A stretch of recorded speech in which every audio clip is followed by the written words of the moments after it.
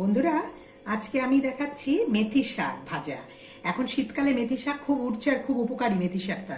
মেথি শাক এরকম ভেজে দেখবেন আমি যেভাবে করছি।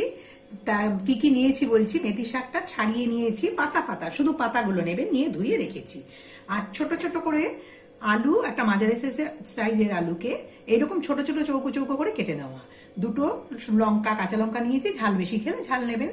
আর ফোড়নে থাকবে সামান্য একটু পাঁচফোড়ন, সামান্য একটু মেথি, আলাদা মেথি, আর হলুদ, নুন, সামান্য একটু মিষ্টি দেবো। মিষ্টিটা এখানে দেখানো নেই, চিনিটা।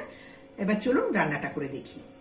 আমি কিন্তু একটু সাদা তেলে করছি, খুব সামান্য সাদা তেল, দেখুন 1 টেবিল স্পুন, পুরো হবে না। আপনারা ইচ্ছে হলে সর্ষের তেল দিতে পারেন, এর কোনো তেলের কোনো তারতম্য নেই। এবার আমি ফোড়নটা একসঙ্গে করে দিয়ে দিলাম। ফোড়নটা রেডি, দেখুন ভাজা হয়ে গেছে। আর বেশি ভাজলে পুড়ে যাবে। আমি প্রথমে আলুর টুকরোগুলো ছেড়ে দিই। এবার একটু এর মধ্যে, আলুটার মধ্যেই সব দিচ্ছি, কিন্তু একটু হলুদ দিয়ে দিলাম।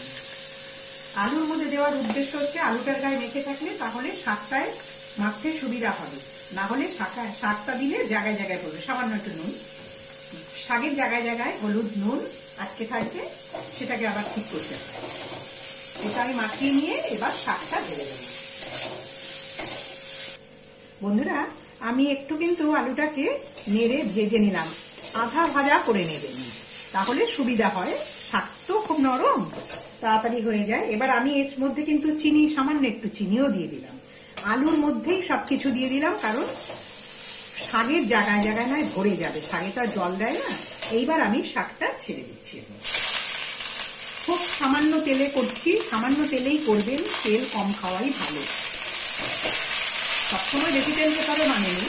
এবার আমি শাকটা ভেজে নিচ্ছি, তার সঙ্গে দুটো লঙ্কাকে আমি এই ভেঙে দিয়ে দিলাম। যারা লঙ্কা বেশি খায়, ঝাল বেশি খায়, লঙ্কা বেশি খায়। হ্যাঁ বন্ধুরা, শাক দেখুন হয়ে গেছে। শাক তো নরম, তাড়াতাড়ি হয়ে যায়। মেথি শাক ভাজা আলু দিয়ে ভীষণ ভালো লাগে।